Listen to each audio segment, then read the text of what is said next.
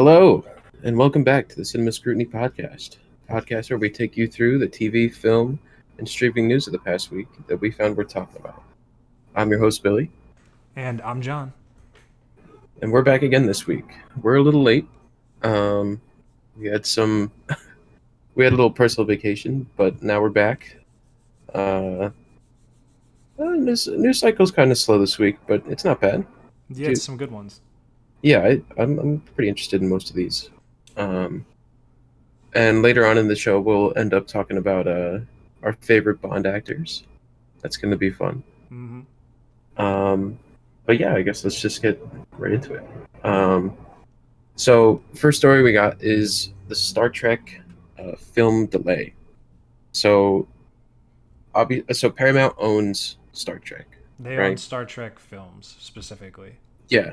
So the last Star Trek film that came out was Star Trek Beyond, which we liked, Oh, it's right? great. I mean, big fan. We like all the Chris Pine Star Trek movies. 2 out of 3. So oh, okay, you don't like Into Darkness? No, I don't. But that's because I already I saw it, 20 years ago. Yeah, okay. Well, I like all of them, even though yeah, it's like a remake basically. But so basically they've had like it's kind of been confusing to be honest, like their schedule because they have, and I realized it when we pulled this article up, but there's three in development right now. There's three Star Trek movies. Mm-hmm. So they have the sequel to Beyond is in development. Um, Quentin Tarantino Star Trek movie, the rated R one, they have that in development technically, even though we've heard nothing about it. Um, and um, what's his name? Uh, Noah Hawley. He's like tapped to do a Star Trek movie as well, and that's the guy who did Fargo. He made Fargo, the TV Yeah, show. and that's the film that we're actually talking about today. This is allegedly it's been canceled Is that what they're saying? or put on the back burner, but Okay. put on a shelf. You might as well. Oh, I see. Yeah. Well, I don't know. I That one is kind of interesting because I think I've seen the first season of Fargo and it's really really good. I don't know if you've seen Fargo at all I on have not. Netflix. The first season is crazy good, but I haven't seen the rest of it. Um, that would have been interesting to see him do it, but at the same time, I'm definitely way more interested in the uh, the Chris Pine sequel Mm-hmm. because I like that crew and I like the cast and everything. And Yeah. Beyond was really good. I thought it was kind of it felt more of like a an original Star Trek story than obviously Into Darkness. But Yeah, I agree. Beyond felt like an extended episode almost. yeah, it was cool. And it felt very like simple. It Mm-hmm. wasn't too much. It wasn't over the top like world-ending type of story. But and then of course the Tarantino one, I think is interesting, but there's no like there's no news on it. We have no idea what's happening with it. Yeah, I think the hype behind that is just Tarantino wrote a script and he just kind of threw it at the or the like the team at Paramount, like the higher ups, Yeah. and they just kind of went like, okay, and then nothing really happened, which is super weird. You know Uh, what they probably did? They probably got the script from it and they were like, well, it's Tarantino, so we can't say no. So we're gonna hold on to it.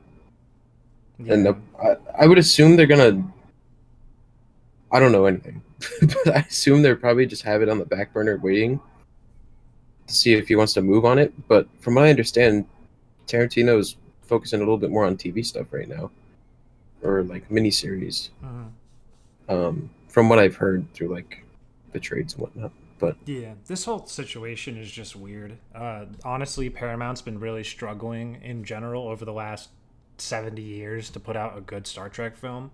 yeah, That's not to say that they're not good. Like all of them make money in some aspect, but they and I was reading another article on this. I don't remember who put out the article, but they've been trying to make Star Trek like a tentpole blockbuster franchise for so long, and yeah, it just hasn't really panned out in any successful way.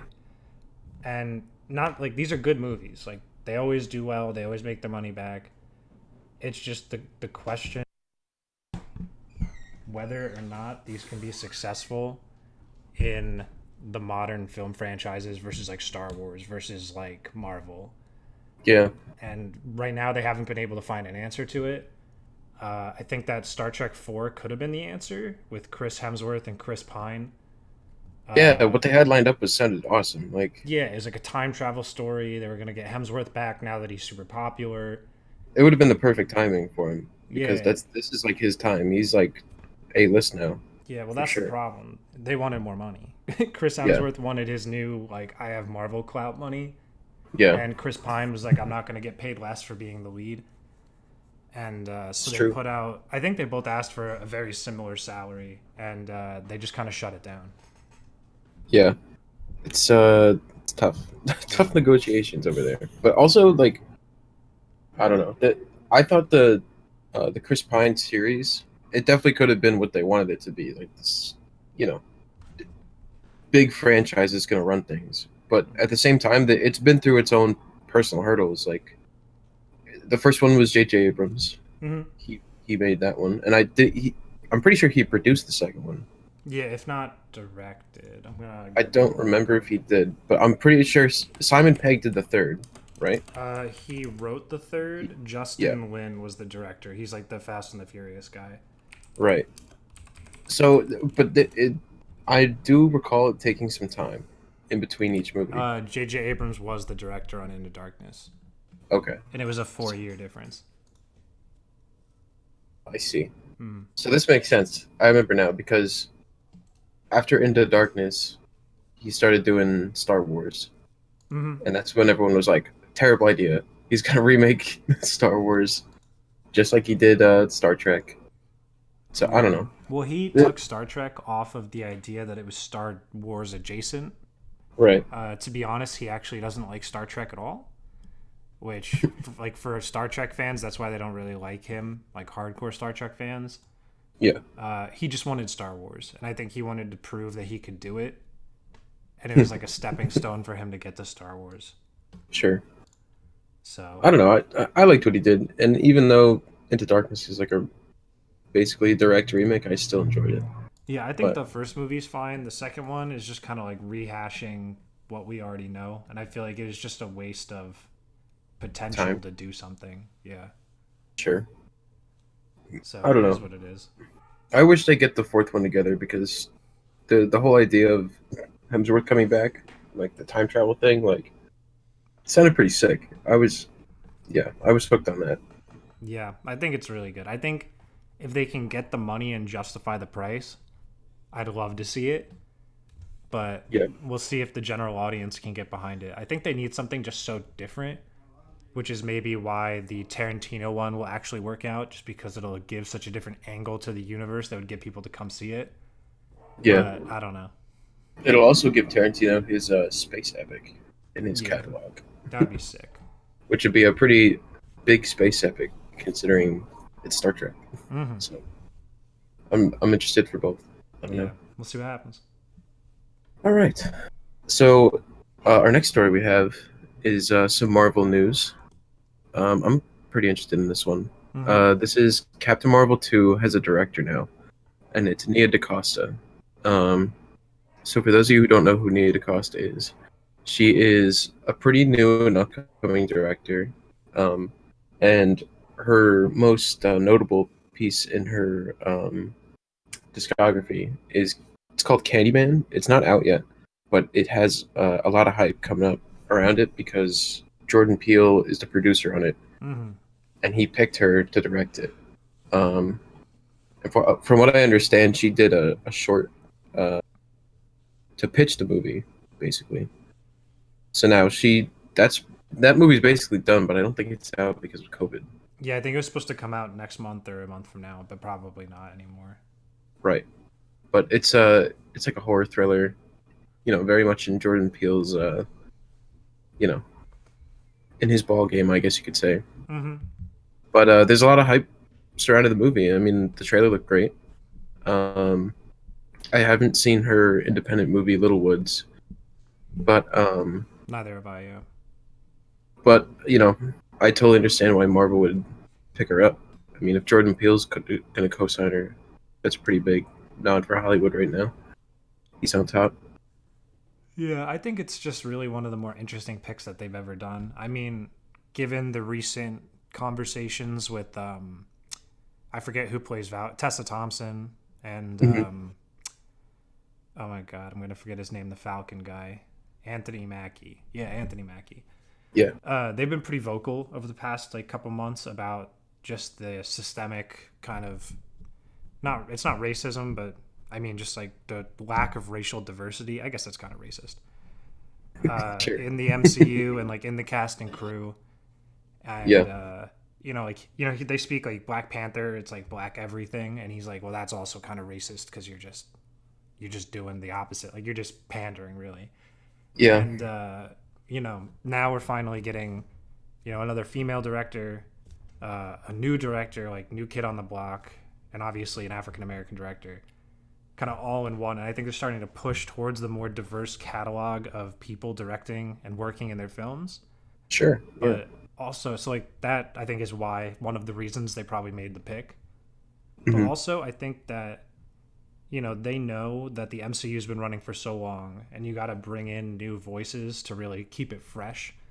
Yeah, yeah. And I think this is probably one of the freshest picks they've ever made. Because I mean, when we're thinking about other directors, like the Russo brothers did, they had Community behind them, and that was like a really, really, really well respected show.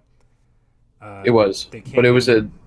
interesting pick because they're moving to an action movie No, yeah, off of Community. But but I mean, like there's go still on, go something on. there, right? Sure. Like Yeah, no. Candyman, I don't even know if the Disney CEOs could get their hands on it at all. Like they're just looking at her, Someone must have seen it.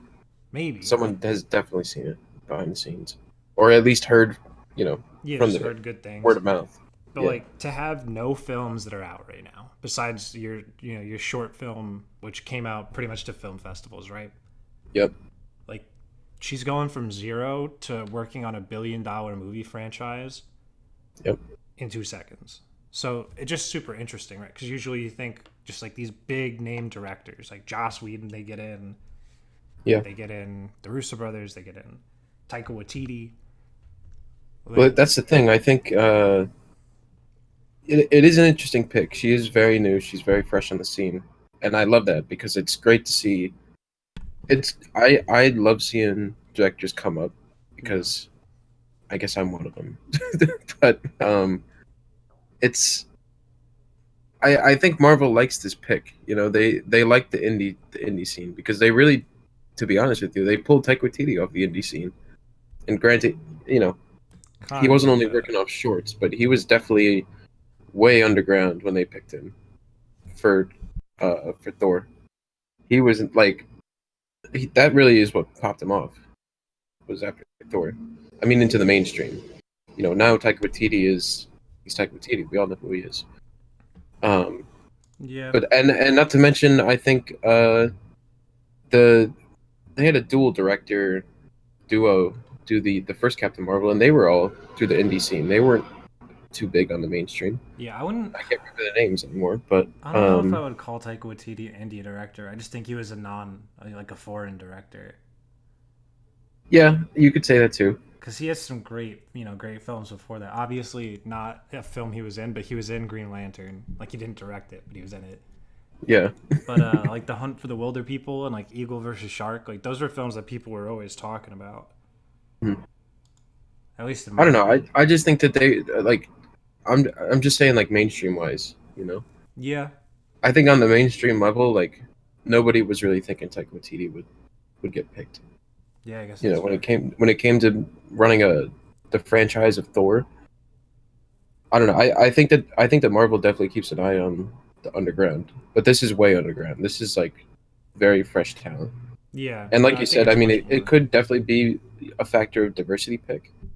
I'm sure that's a factor in it, but you know, I'm interested in either way because new directors are like they're the new voice, you know. Hmm. And I think Captain Marvel definitely needs a new voice because we were talking about it last week. How some people didn't receive her first movie that well. It's a little bit of a mixed bag in some ways with the fans. Yeah, So I definitely would like to see what she's gonna do with it. And if Candyman's like a horror thriller type of thing, are any of those elements going to be brought over to Captain Marvel? That could be something interesting to see. Yeah, I'm thinking doubt on that one, but that's just me. Could be doubt. Could be Because doubt. I feel like they tap a lot of horror directors from like movies, like MCU films, or just like DC. Like Aquaman had a horror movie director, Right. and it's like, do you really see it at all? Like maybe for like 5 seconds in Aquaman when they jump into like the When they get the giant hell trench, pit. yeah. But other than that, it's pretty chill. Same with Doctor Strange, like or Doctor Strange, the new one is Sam Raimi. But like, Yeah. it's like, would Yeah, I ever yeah. consider anything that I've seen from Sam Raimi to have like a horror aspect to it? Wasn't Scott Derrickson also a horror? I think I gotta so. look it up. But like, that's what I'm saying. Like, I just don't. I don't know. So we'll see what I think there's happens. elements of both of those aspects, but at the same time, I know what you're saying. Like, it's not totally brought over. Yeah, I don't think it. I think just saying it, it's like a very weird thing to say carries over. But I don't know. There's Yeah. also like not It, that the director doesn't have influence, but like they're not just gonna make it scary. Like no, the no. script is written, and if it's not scary, it's not scary. I just think they know how to pull that vibe off. You know what I mean? Like Just like when Doctor suspense. Strange is going through like that crazy mind trip in the first movie, like that there's definitely some horror elements in there I that freak you guess. out a little bit. I I think mean, so. I don't know. I would say it's like trippy. I wouldn't say it's scary in any way. No, yeah. I'm not saying it's overtly scary. I just think it's a little Spooky. it hugs that line a little bit, you know, it's a little spooky. Sure. Maybe it has something to do with tension. Yeah. Yeah, I think so. I don't know. Either way, I'm interested to see. I'm pretty I'm pretty happy with this pick. Yeah. Um what else we got? Oh, we got more MCU news. So we Mm-hmm. have um so Shang-Chi, The Legend of the Ten Rings.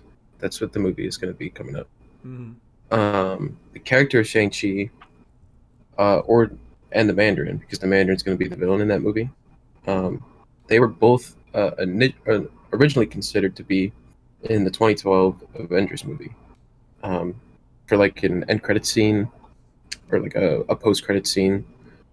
Um, and this initial play was supposed to be, um, I guess, I mean, you could call it a pander to the Mm-hmm. Chinese market, um, to kind of bring them in on the Avengers, to have some kind of element, be appealing to them. Mm-hmm. Uh, and that was going to be their initial introduction into the universe. But they ended up not doing it, and that's where the shawarma scene came from at the end, where they're all sitting at the table eating shawarma after the big fight. Uh, this this is interesting. I think it definitely would have been a mistake just to introduce one of these people, one of these characters, in a post-credit scene, Mm. because I think Shang Chi is definitely like not known that well, Yeah. at least to the mainstream. And this was like the introduction of most of these characters to the mainstream.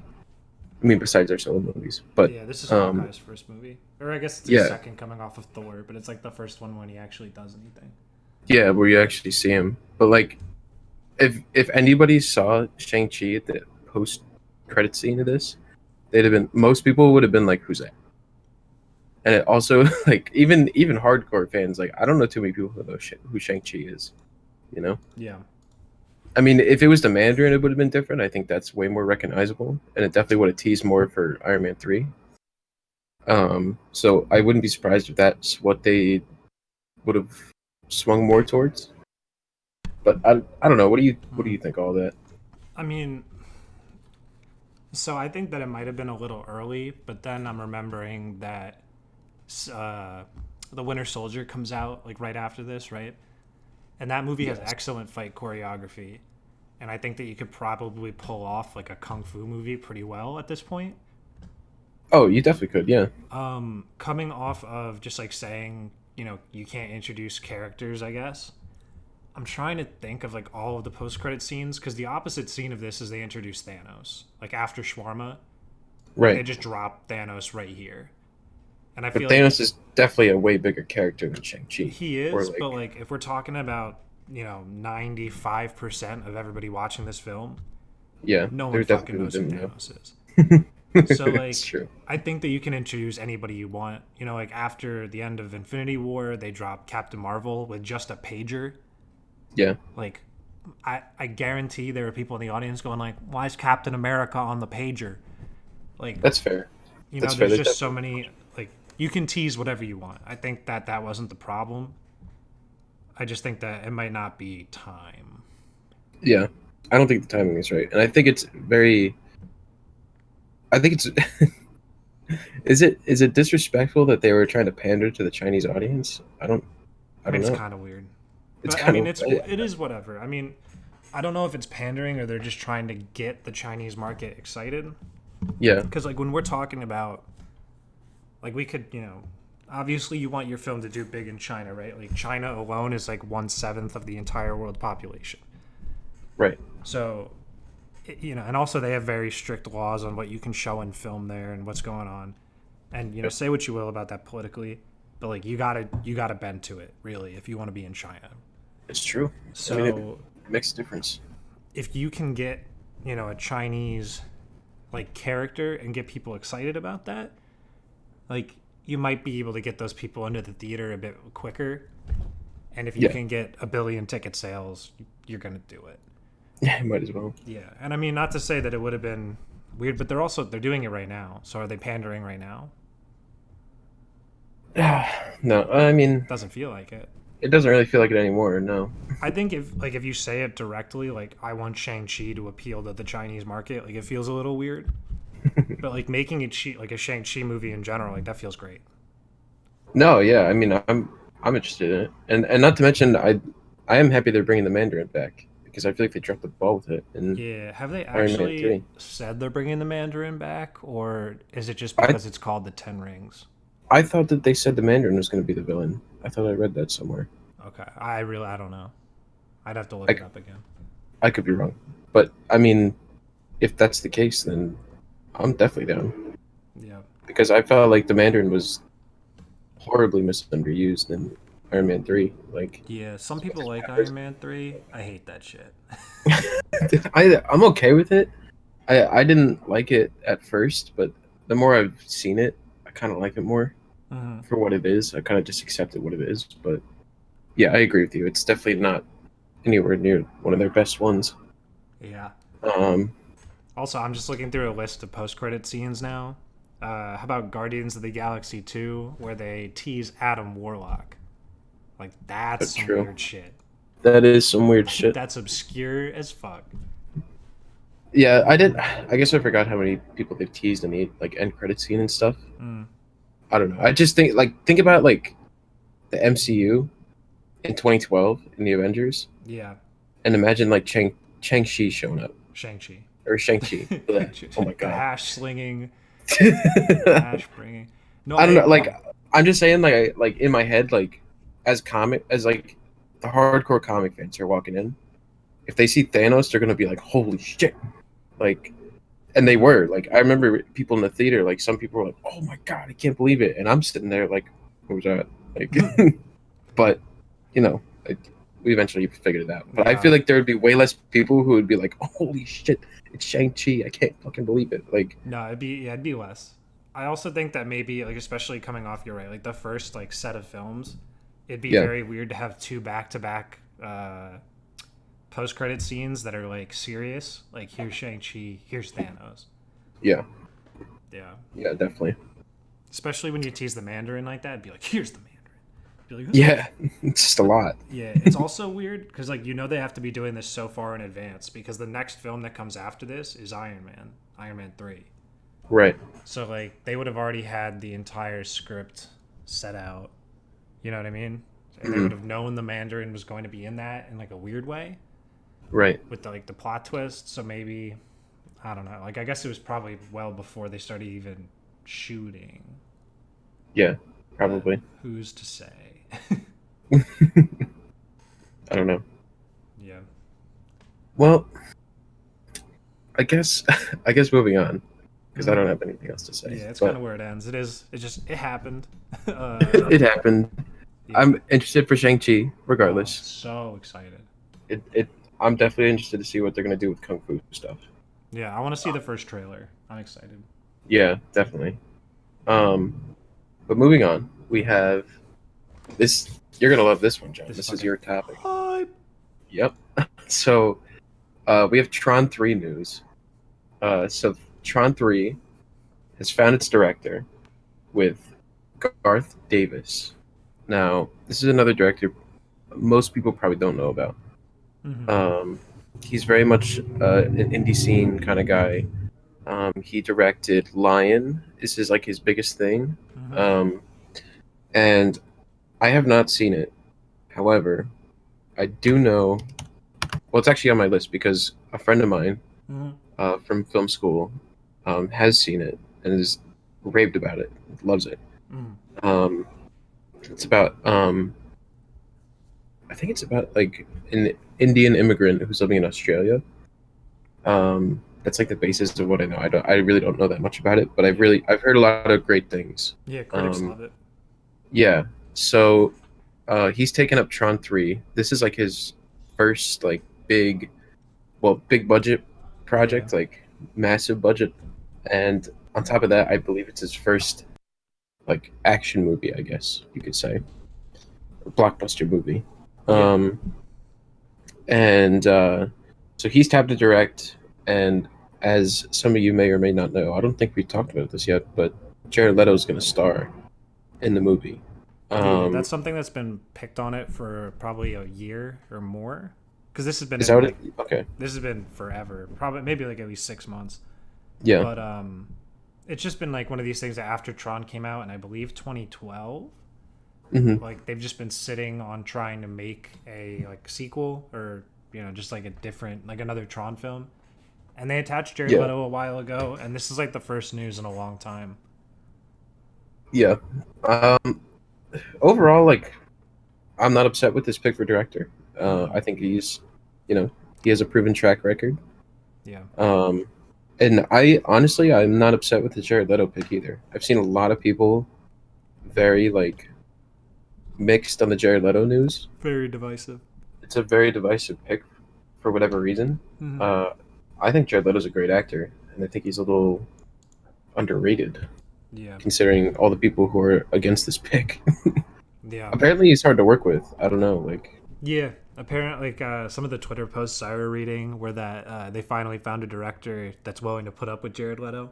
And I think I that's mean, probably just because he's a method actor and he's like yeah, super, super, super method actor. So he's like, very intense.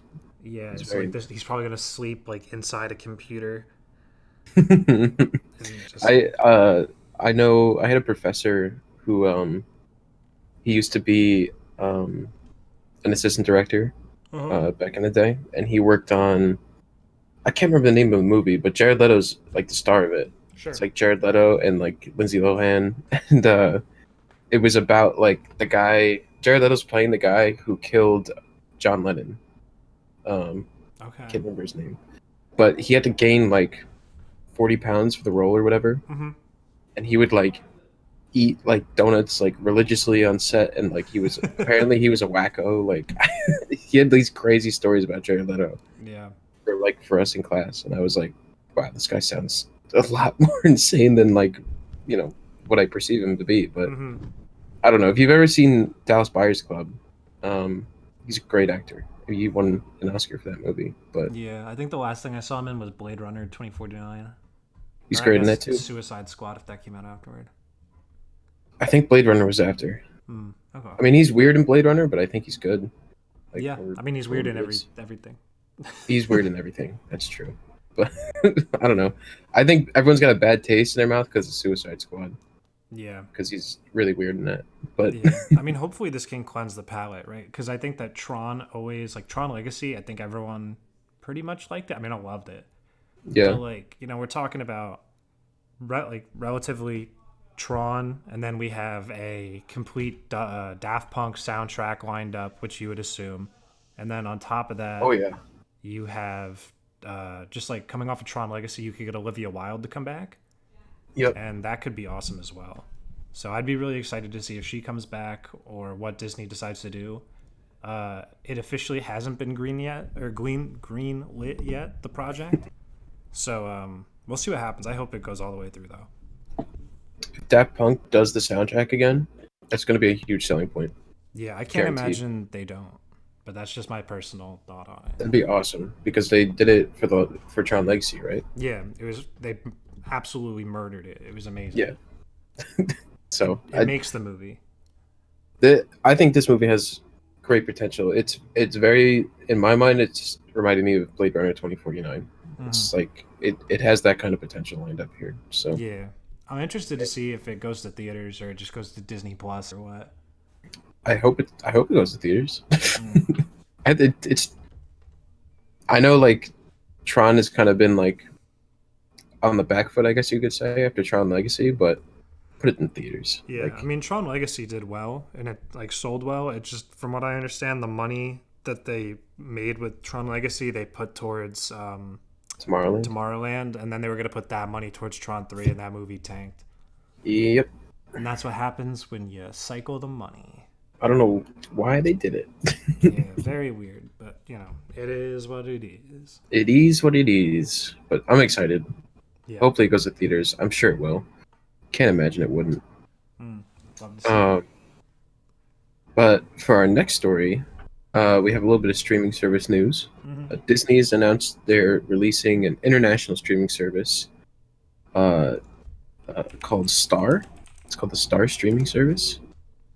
Hmm. Um, and this is going to be like their international venture for countries outside the U.S.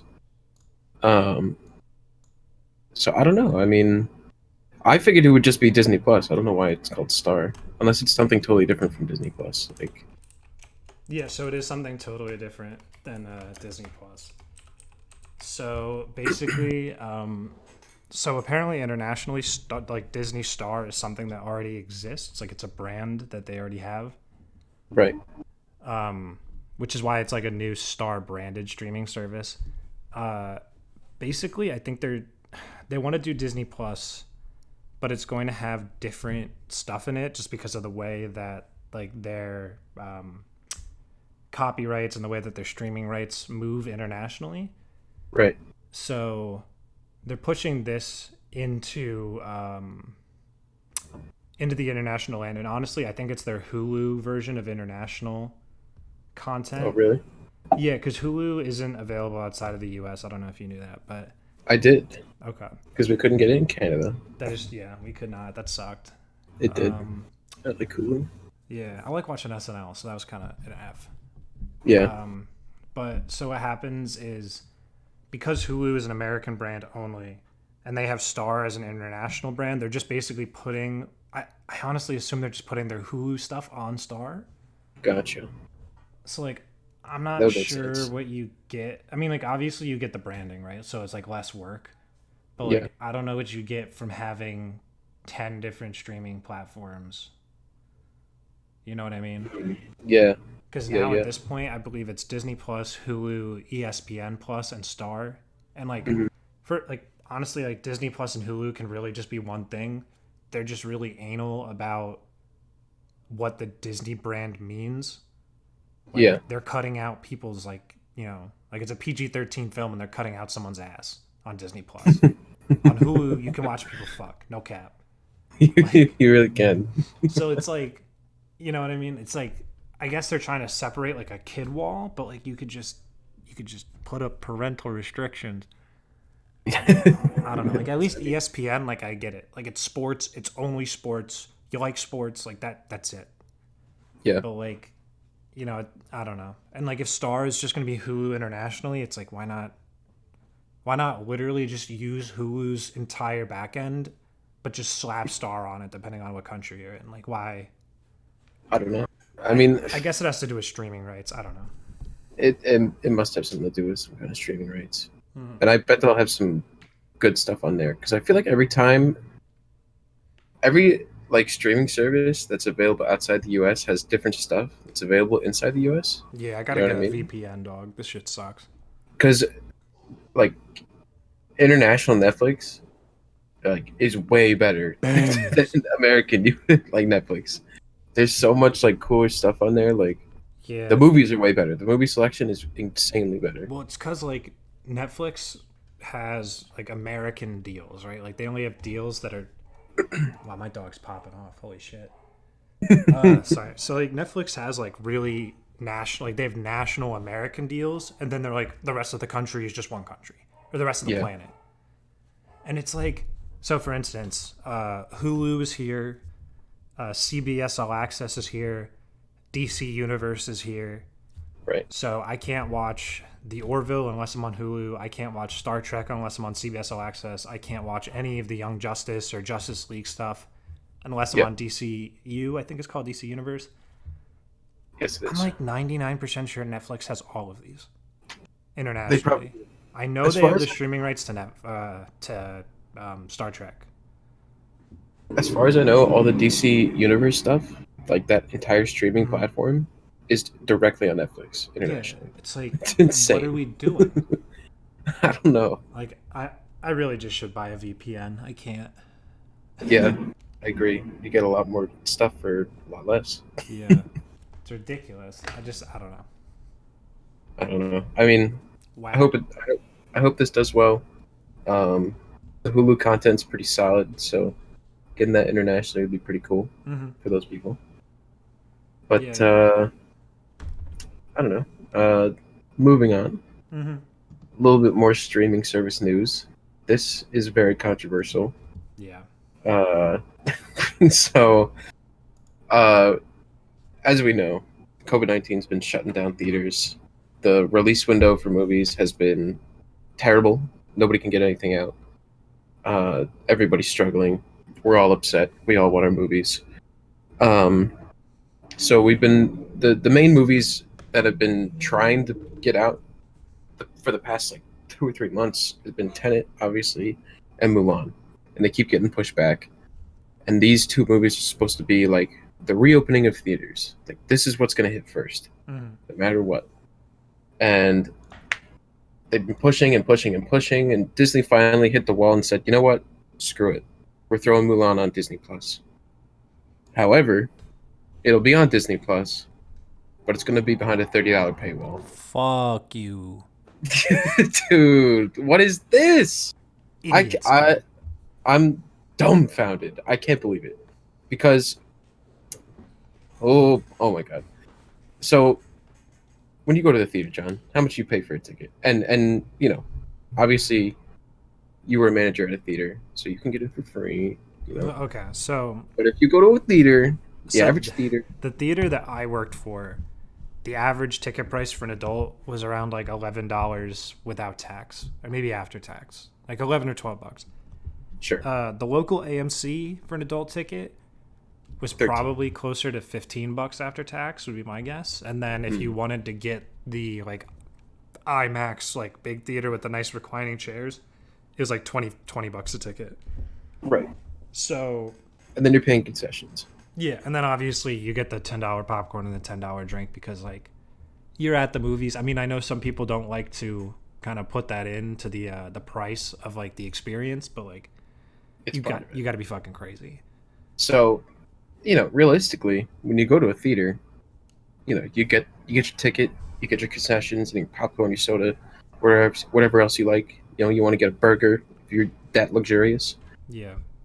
Yeah, you probably spend around $30, 20, $30, maybe 40 if Yeah, you're I think you're with a couple. probably if it's just the one person, you can probably and you get like popcorn and a soda, you're probably looking at like $25. Exactly. However, if I'm sitting on my couch, I'm not paying $30. Are you kidding me? This is insane. I'm already paying $5 a month, and granted, that's pretty cheap compared to most. Yeah, I think it's Are you 7 if you pay serious? the weekly or the monthly subscription part of it. I mean, like $30 is insane, and like that's the main consensus here. Well, yeah, but Like, it's also let's be real, it's $37. yeah, because of the monthly payment, Yeah. right? Yeah. So I don't even know. Like, I'm not upset by a paywall. Like, we know Mulan's cost a shit. Like, Yeah, it was free. I can't remember Like, what the actual price is, but I think they have a budget up of like 135 million or 300 million or something. it's big. Yeah. It's big because the initial. I mean, it was big. I'm pretty sure it exceeded 100 million, Hmm. but they extensively. It's another pretty penny to make the reshoots. Not to mention the marketing, which basically got flushed down the window, like the toilet, because you know how much can you market the movie before you're just overkilling it Yeah, to your get it out? marketing You know got what I mean? fucked. So, and don't get me wrong, I want to see this movie. I've been interested in it. I think it looks sick, Mm-hmm. but $30 is insanity. Like that, like that's crazy. Like Yeah. even like So I'm not saying no paywall. Like you want to make me pay $10 for it? I'll pay it. Like 10 is all right. 15 is kind of okay. And like some people are saying 20. I mean, Trolls 2 is $20. It's like I honestly for one time watch $20, like I'd probably pay it. Like it kind of suck, but Yeah. at the same time it's like, you know what? It's brand new. It was going to be in a theater. I understand the 20. So from But what I have 30, read, you do get to keep it in your backlog, like in your film thing, forever once you buy it. okay. So you basically you're just yeah, you're just buying it. Kind of, yeah. But even a disc is like $20. Like if you're buying a disc like for your home, I think it's like just probably, I don't know. I haven't bought a disc in a while, but I always thought they were expensive. So in my mind, it's probably 30. maybe after tax. Mm. Because so I've seen some that have been like 24, but they're like the special editions. You know, you get like the fancy shiny case and everything like that. Yeah, But like when usually it's like $20, then you want to pay an extra $5, you get the deluxe, special edition, and we get the behind the scenes stuff on the second disc or whatever. yeah. I mean, I think you have to look at it from another, like the other perspectives. Like, if there's a family of four, which let's say like the nuclear family, right? Like you got a mom, a Yeah, dad, you got the brother and the sister, and they're right. like, I want to see Mulan. Like for $30, getting a family of four to see this, it's pretty good. I mean, Yeah, obviously, like if you assume that a child ticket's $8, you're at 16. You're already past 30 just on tickets alone. yeah, Like based on what I have personally seen, and granted, we live in a more, you know, I guess wealthy part of the nation. yeah. But like the average, I would say the average family of four spends at least $80 at the theater every single time. It's probably accurate. Yeah. I Yeah. mean, every single time they also go, really? $80? Can I speak to the manager? And like, I have to deal with that. But like, they pay it. They don't care. Like, they act They like get they care, but they pay it. they definitely get pissed at the concessions counter, Yeah. which But sucks because that's where the theater's really making their money. it But is what it is. it is what it is, I guess. But Yeah. So, I mean, like, $30, I think my problem is one, again, it's not $30. Like, I think if you're going to charge people, don't put a paywall behind a paywall. yeah, Like I already am subscribed to your service to get streaming film.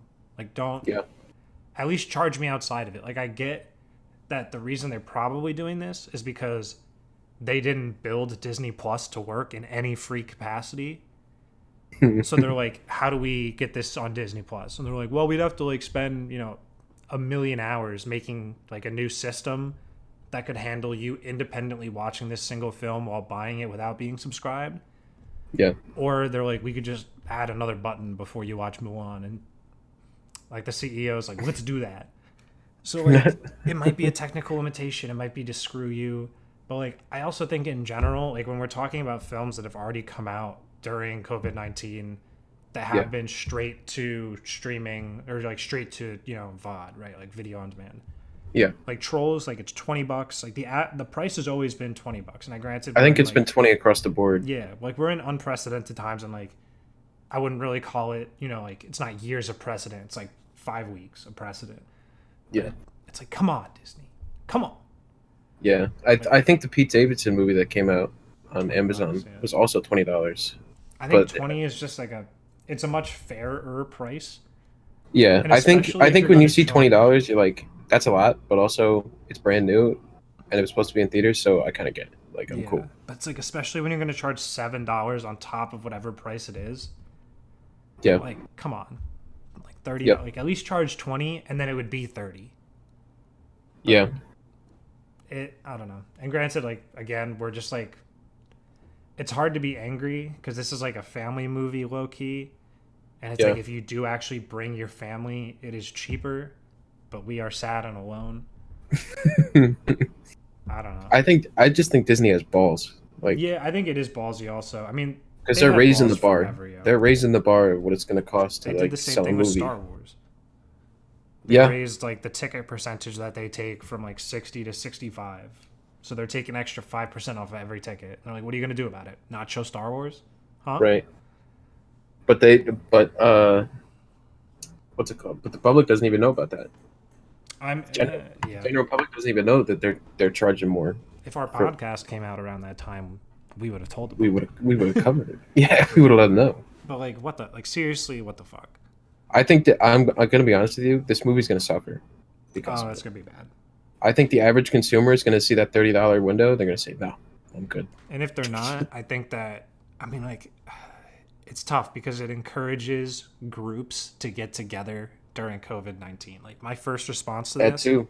is Get like, people together and yeah, watch how it. can I get like 10 people together to watch this and just pay $3? You know what I mean? Yeah, And I'm thinking like obviously they're streaming things online. Like you could stream it through Discord or like Cast. I think is a streaming like a peer-to-peer streaming service. yeah. So like we could try that. I mean, I want to see it, but it's just like Should we review this? for like me to see it by myself. It's like, come on. Should we review this movie, John? When it comes out, Yeah. I don't want to pay for it. I don't want to pay for it either. Hold Let's. on. How about this? Leave a comment down below if you would like us to review Mulan. Leave a comment and $3. If you would like our pockets to hurt, let us know. Nah, I mean it comes out September 4th, so it comes out in like 4 weeks. You know, if the I hate to say if the reviews are good, we'll review it. But like, if I'm hearing some good buzz and I'm like, all right, like we gotta see this, Yeah, then we can pull the money together. yeah. Pull that unemployment money up. I think it looks sick. I mean, like I was excited to see it in the theater. To be Yeah, honest I with mean, you. I like the idea. It's got some actors that I want to see in it. I'm Yeah. excited. So I don't know. Well, I think that's a good sentiment. If if the general audience that has seen it is enjoying it, I think we should give it a crack. Yeah, I can We'll get throw our behind that. thoughts out there. But for now, Disney, you're out of your fucking mind with $30 paywall. Shut your That's fuck absurd. ass up. Oh my god. All right. So that's our news for the week. We're going to roll right over into our discussion topic here. Mm-hmm. And this week we're going to be talking about the best James Bond actor of all time. So if you guys don't know, John and I are big James Bond fans. Oh, he's so good. We've been going through some of the movies over the past year. More specifically, the Pierce Brosnan ones, the goofy Pierce Brosnan ones. Yeah, they all But just of came to course, Netflix, so we watched all of them. yeah. So, but other than that, we know a little bit about all the other ones. Well, Yeah. obviously there's Daniel Craig, there's Sean Connery. What's the Timothy oldest one? Dalton's in there. Roger Moore's in there. Roger Moore is who I was thinking And of. then George Lazenby is the other like official one. And then there's also Yeah. it's like kind of it's a James Bond film, but it's not by like the Eon Company, which is like the main kind of like proprietor. Yeah. And that was starring David Niven in 1967. Gotcha. Yeah. I have not seen that one. I have not seen it either. I would say out of the 25 Bond films that are like official, I've probably seen like 15 would be my guess. I would say I'm at like 10 or 10 to 12, somewhere in there. Yeah, I keep meaning to see them. It's just hard to get a hold of some of them without paying. Yeah. It's nice to that, and it's nice to see them in order too, kind of. Yeah, I agree. It definitely like there's like a certain continuity between the characters. The actors. Yeah. Definitely. Mm-hmm. I don't. Okay, so I don't know if I have like a definitive pick here because I do like a lot of the actors who've done it. I think they all have their own kind of spice and flavor to them. Mm-hmm. And I don't. It's hard to say which one is like the best. I guess. Obviously, our generation is Daniel Craig. Already copping out. I mean, I'm not gonna say he's my favorite because I do like Pierce Brosnan a lot. Mm. But I think honestly, this may be controversial. I'm putting Sean Connery over Pierce Brosnan. You're a fucking quack. Dude, Sean Connery's so much more funny. I mean, okay. So, Sean Connery, obviously the first James Bond on film, right? Yeah. It's like 1960s, and then he comes back in like the 70s once and the 80s once. Honestly, like I think Sean Connery's fine. I think it's like the very classic Bond. I mean, I like Diamonds Are Forever. I like You Only Live Twice. Yeah.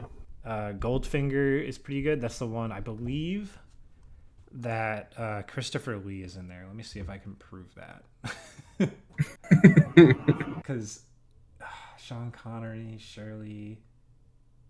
Maybe I'm thinking of The Man with the Golden Gun. I might be thinking of that. I just want to Roger say, Moore. I think it's funny how Sean Connery just feels like he's drunk the whole time. Like he's just rolling around with his judo shit. Like Oh yeah, he was in The Man with the Golden Gun. That's my bad. He plays Scaramanga. Scarabanga. Yeah, he's great. But yeah, No, go ahead. I closed out of the tab I was looking at. I mean, I think that like I don't want to say he's just the first, so it's like he's getting his feet wet and figuring it out. But it's like it's fine. I don't know. I don't think it has like the pizzazz of like the newer films, I guess. Yeah. Like I think the Roger Moore one like settles more into like the campy, like the judo chop kill. Yeah, I don't need all that.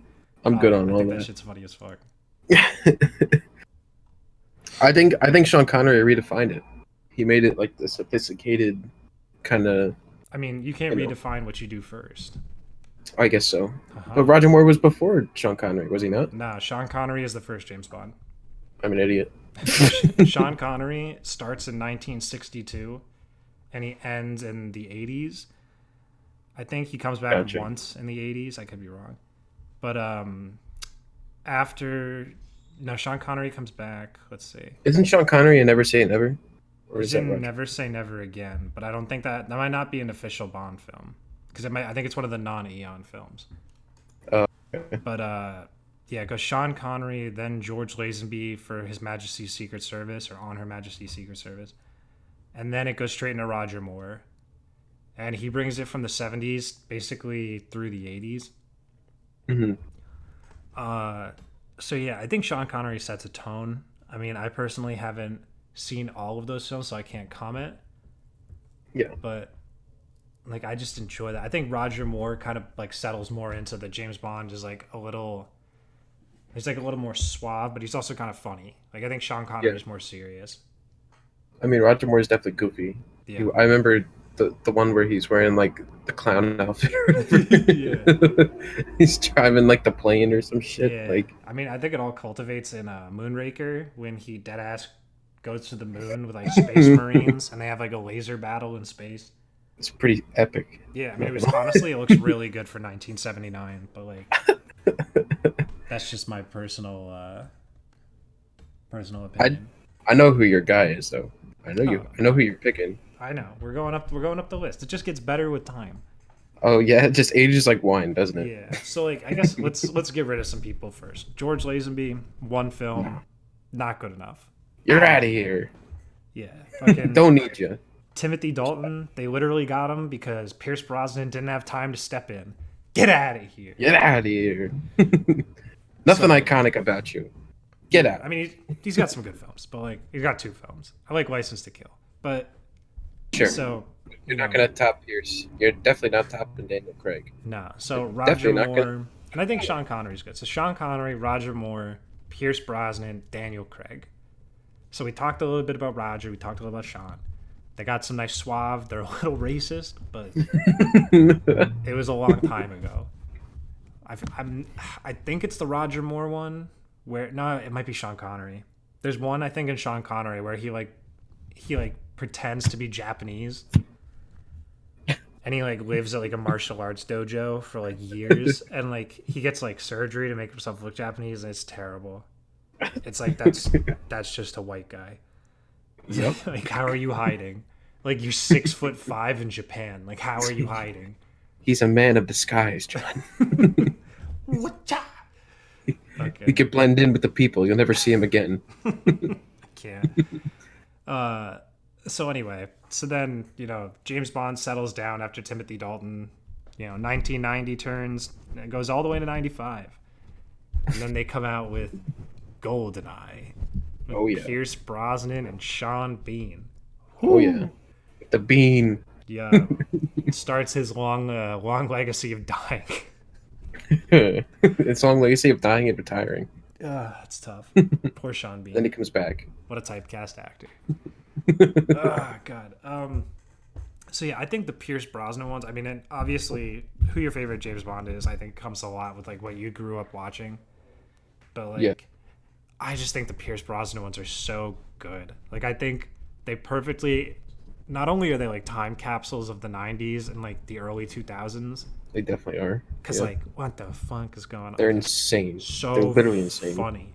But like, I think it perfectly like I think Pierce Brosnan just does a great job. Like, he's got the look, he's got the swagger, and like he makes these like dumb puns basically to the camera.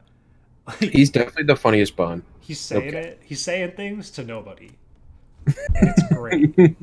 Like, but also he's so serious. Like in Die Another Day, like he's literally laughing. Like they're all sharing a laugh about like they're like, we're gonna fucking kill you, and he's like, and then he just like no hesitation, 2 seconds levels his pistol, and like sinks like 10 rounds into somebody. Like, he doesn't care. Like, he's insane. Like, I think Pierce Brosnan is a lunatic. I Like, think Pierce Brosnan like his and James Bond isn't. He's out of his fucking mind. He's definitely mentally unstable. dude. The scene in The World Is Not Enough, when like he like finds out his lover is like the bad guy, Oh, that was Die Another Day. But or is it Die Another Day? Yeah. Dude, he just like looks her in the face, like it looks like he's about to have this like deep like speech about just like, I can't believe you've done this.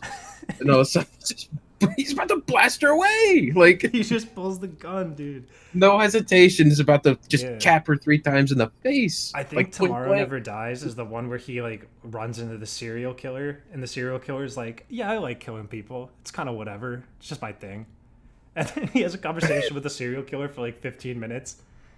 Just like, hey, so you like killing people? It's all right. You, It's like, Pierce Brosnan is also a fucking sex addict in it's great. as Bond. That's what James Bond He's is. out of his mind.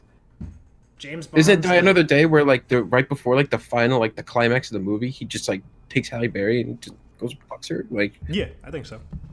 huh? Like, what are you doing? You have a mission. You're on a Gotta get mission, ready. dog. Gotta Like, get ready. no, no.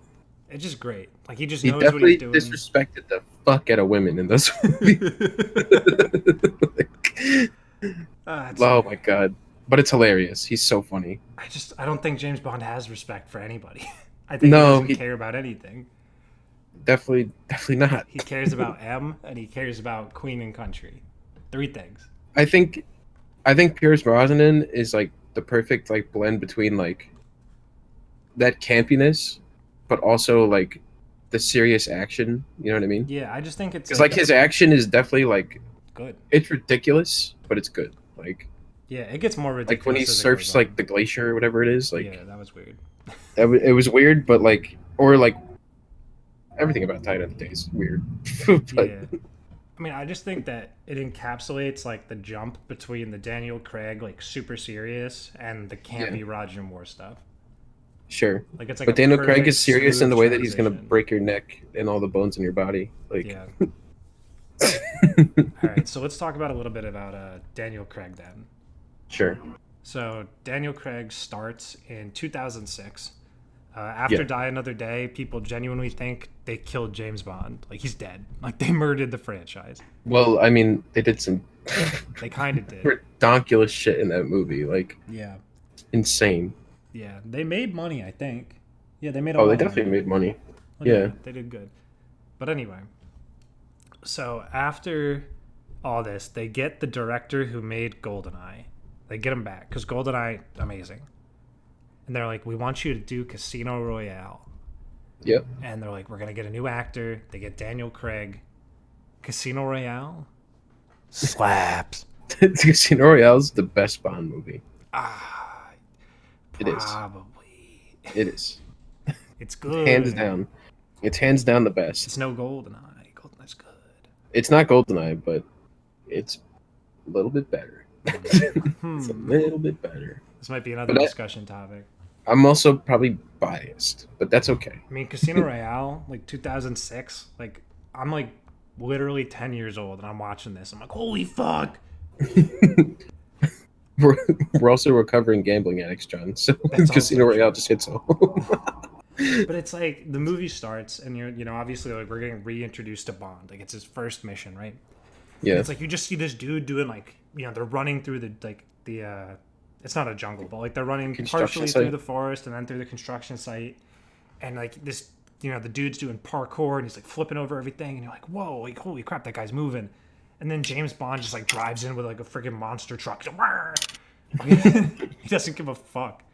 The opening Casino Royale is intense. Yeah, Like it's it also amazing. has Great opening. incredible like all the Daniel Craig stuff has incredible stunt like Stunt choreography. work, yeah. Like the action's insane, Yeah. and also Casino Royale. What a great villain! Like Ben Mm. Mendelsohn No, it's or what's his name?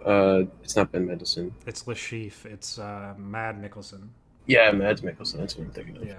But he's great. Hmm. But and obviously Daniel Craig has the stinker of Quantum Silence afterward. Hmm. Go from so high to so low. That's not his fault though. I mean, like, Not his fault. so I Quantum of mean, Solace right? comes out during the 2008 writer strike, Yeah. and literally it is Daniel Craig and the director Mark Forster. They dead ass write the scene and then they shoot it 10 minutes later. Like they get on set and they're like, "What do you think happens next?" Like it's terrible. But like that's not like I don't know. It is what I it think is. what's interesting about the movie is that it's like a direct follow up. Like it is like directly after Casino Royale. I think that's the most interesting part about it. Yeah, a lot of the James Bond films before this never really have like super continuity between them. Yeah, these So do. Like the Daniel Craig's ones are like yeah, very all like five of them, or all four of them that came out, but presumably, No Time to Die also, like they're all very connected. yeah, Yeah. and they all kind of like they also kind of they're sort of like I don't want to say they're redefining the character, but they're kind of like pushing him in another direction of like he's got this weird connection with all his villains. Like they're all sort of like interlaced Yeah. with one another, and it's also like sort of like his family, but not his family. Like Yeah, it's weird. it's kind of cool. It's like a weird like espionage tree type of thing. Mhm. Like it's very interesting, and not to mention a lot of people hold Skyfall at like a very high regard. Yeah, people think Skyfall is usually above Casino Royale. That's crazy to me. I don't think it's above that. I mean, when we're thinking of like villains, right? Like, I yeah, mean, with Sheaf is pretty good, yeah, but in Skyfall with oh my god, I'm gonna not forget his name. It's Javier Bardem. I yeah. don't. Javier Bardem. Let me see. You're right. Raul Silva. Yeah, Like just the way that he acts in that film, and he's like crazy. he's sitting there. Oh, it's amazing. He's talking about like rats eating rats. It's like, oh my god. He's definitely a wacky villain, but he's like Yeah. also insanely like freaky as Well, that's hell. what's so good about him. It's like when we're talking about Pierce Brosnan. Pierce Brosnan's fucking insane. His villains are normal. I mean, like, granted, I feel like we're really blown out of proportion. Like, he's a normal person, Yeah, but like, freaking Raul Silva, he's fucking he's insane. insane, and Yeah, it's definitely. awesome because he's Yeah, winning, and it's good. Like, it's crazy. I also Um, really like the ending, like the third act of Skyfall, where they go back to like his old house and shit. mhm. Like pretty Yeah, sick, great pretty stuff. sick stuff. And then I think Spectre. Like, Spectre's not as cool for some people, Yeah. but I think Spectre was great. I especially love the opening scene. It's like straight up like a 10-minute no cut, just Oh like right. long take. Awesome, Yeah. awesome scene. I think No Time to Die has like great potential to I'm follow up so the whole series. excited. Because like as soon as like obviously like Quantum Silence didn't really have writers, but like I mean it did, but like Yeah, but this series that they have going with Daniel Craig, like as like having writers on board, it hasn't missed. Like I'm not gonna say it's like overall, yeah, you know, I don't think there's like anything that's like made people say we don't want more Bond. I yeah. feel like it's just like driven the hype up. I am more and more. so excited for No Time to Die. Like Yeah, they me got all too. the characters in there. They got Anna de Armas. They got Rami Malek. Like, ooh, You know what's fucked? It's done. yeah. It was It's supposed to sitting come in a out. room somewhere. I think it was supposed to come out in April, It which is was. terrible. Then Yeah, they pushed it. It's fucked. yeah. The current release date in the U.S. is November 20th, which like we'll see about that. Yeah. I don't know. I just want it. Yeah, I know. I wanted to. All right, so we're coming in. It's let's see what time it is. It's a little over an hour five. So Yeah. let's wrap it up. If you had to pick one James Bond, who was it? You can't even. I'm gonna say Daniel Craig. I'm gonna go with the safe slide. Okay, okay. You know, I just like the seriousness of it. Like they really like it. This is gonna sound really stupid, mhm, maybe, but like I feel like it's a product of like Nolan a little bit, like the way that Bond is turned. sure. It's more of like a very more. It's way more serious and way more grounded than what it used to be. Are we sure that it's a product of Nolan? I don't think it's totally a product of Nolan, Because I'm but trying to like think of like it's what. definitely like exceeded. Like it started before Nolan, Yeah, obviously, but like I think after The Dark Knight and like they had that like I yeah, feel like the industry had this like renaissance of like groundedness and seriousness. yeah. I Batman think Bond, Begins was a year before this movie came out. yeah, I think the industry after The Dark Knight really took a turn for like grounded story approach Mm. like films, and I think Bond definitely has ridden that wave since then. Or Batman And not to Begins, say sorry, 2005. right, but I just think I'm not going to say Bond has piggybacked off that at all because they definitely made it their own. But Mm.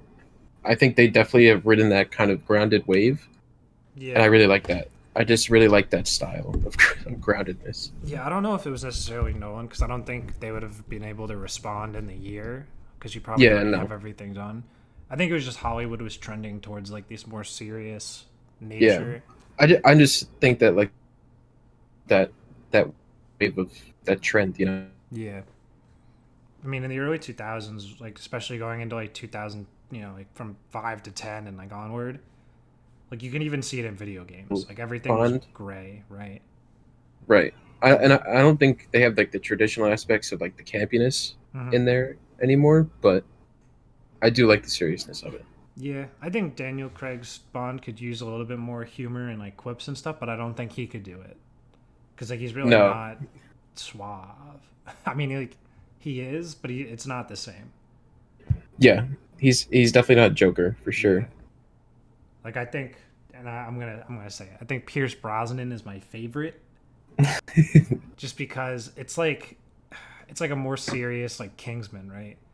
Yeah, Which like Kingsman is low key trying to be James Bond. You know what I mean? Like yeah, it is. it's just what it is. Like it's like the same kind of comic book vibe. It's just a comic book version of James Bond. But like Yeah, there's just something about it. Like I think I don't know if it's the campiness, but like some of like the action sequences, it's like the suave, like it's like the cars and like the big gadgets that do weird things, you know what I mean?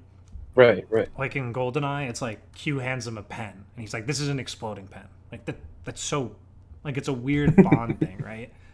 Yeah, But it's like they make it so it sounds goofy at the beginning, but then like one of the bad guys takes the pen and he's just like nervous clicking it just like while he's talking, and right, like there's just this added tension to the entire film where all of a sudden it's like this serious thing of like everyone's trying to count how many times this dude is clicking it to see if he's going to set off a bomb. And right, it's like right. it's just so like I don't know, or like a phone with like a zip line in it. It's like what? But like I just like it. Like it's just like more of the classic spy thing, and the jokes are they land for me. The I don't know jokes are why. insanely funny They're so for stupid. Pierce Brosnan. Like half of it is shit you shouldn't laugh at, but it's funny. Well, that's the problem. Like he'll kill like an entire train, and like the train will like blow up and fall off a cliff, and then he'll be like, "Looks like they got off at the wrong stop." It's like, yeah, It's like Jesus. it's like what the fuck? Like that's why he's insane. It's like you just killed 20, like 30, like 300 people on this train, and not only do you not give a fuck, but then you say out loud to nobody a joke. Like relax. Like, it's great. I don't know. So that's me. I do. Daniel Craig is a very close second because the films are possibly better in some cases. Yeah, But like, come on, like that fencing fight in Die Another Day, like it's it's sick. fucking sick. There is great. There is great action Yeah, in both of them, and they Pierce Brosnan. I think, yeah, he's definitely up there for me. He's yeah. funny as fuck, I and just like like his the action is gadgets. great. I think that's really it. And even though some of like his stories aren't held to like the highest regard of like, you know, these aren't the best Bond stories. Like some of Mm-hmm. them, like obviously Goldeneye is one of the best. Yeah. But I really like, personally, I really like The World Is Not Enough. I just like that movie a lot for some reason. Yeah, Like, it's a good one. and like I know not a lot of people like that one, but I like it. Yeah. So I don't know. Yeah, I think they're But all good. yeah, I mean, so you guys kind of got like a little window into like our Bond fandom, Mm-hmm. I guess if you want to call it that. But so next week, speaking of GoldenEye, we're gonna actually review GoldenEye next week. Mm-hmm. So if you guys would like to be a part of that review, and if you want to know what we're talking about, make sure you watch GoldenEye this week. Yeah. um, and if you haven't seen GoldenEye, it's a great opportunity to see it. It's a good movie. Mm-hmm. It's So currently on Netflix in the yeah, U.S. You can so it'll VPN and probably see it anywhere. yeah, exactly. So yeah, I think that'll do it for this week. Thank you guys for tuning in. Hope you guys enjoyed. Make sure to like, comment, and subscribe, Mm-hmm. please. Yeah, let us know who your Definitely, favorite Bond is. yeah, definitely tell us one who your favorite Bond is, and also let us know if you want us to review Mulan. Push us Yeah, to watch definitely. Mulan because we will. I'm interested to see it, and I'm definitely itching for a new movie. So Yeah, I mean, uh, hopefully it all pans out and does well, and then we'll enjoy it. So, yeah, definitely. All right. Well, thanks for tuning in, guys. And we will see you next week at our regularly scheduled time of Monday. yep. See you guys.